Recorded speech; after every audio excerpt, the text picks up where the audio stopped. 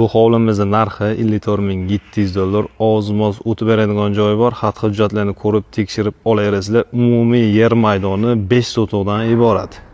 Fayzli bo'lsa bitta like bosib qo'yasiz. Aziz obunachilar, adresimiz To'ra mahallidan o'tganingizdan keyin 4-maktab keladi. 4-maktabdan ozgina o'tasiz, yo'l yuzidan 50-60 metr ichkarida. Mahalla ko'rib turibsizlar, asfalt bo'lgan, qo'ni-qo'shnilar bor, yaxshi holatdagi mahallalardan bittasi. Uyimizni oldi ko'rinish fasad qismi. Ichkariga kiradigan bo'lsak, darvozaxona, patologlar chiroyli holatda, uyimiz ham chiroyli holatda turibdi. Mana shu atmosferaga bitta like bosib qo'yasizlar.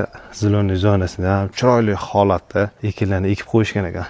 Aziz obunachilar, kommunal tarmoqlardan elektr, suv mavjud. Bu yerda plus zaxira suvi ham bor ekan. Bemalol foydalanaverasizlar. Suv 24 soat rejimda keladi, deyaptilar egalari. Darvozaxonadan kirganimizda, chap tomonimizda mana shunaqasiga 3 ta xona, alohida umumiy hojatxona, umumiy sanuzil, hamma sharoitlarni qilib bino qurib ketishgan ekan.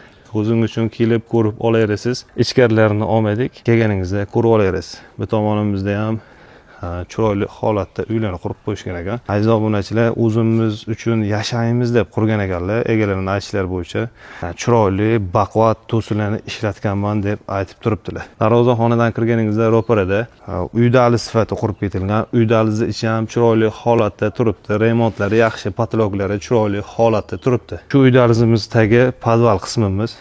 Podval qismi ham yaxshi holatda, baland holatda qilingan ekan. Bu tomonimizda yana bitta uy dahliz qurib ketilgan, chiroyli holatda, patologlari ham yaxshi holatda turibdi. Uy ichilarini o'zingiz uchun remont qilsangiz ham bo'laveradi, qilmasangiz ham bo'laveradi, yaxshi holatda.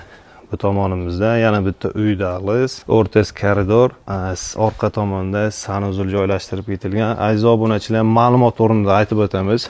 Bu uyga Pena Block degan obunachilarimiz bor.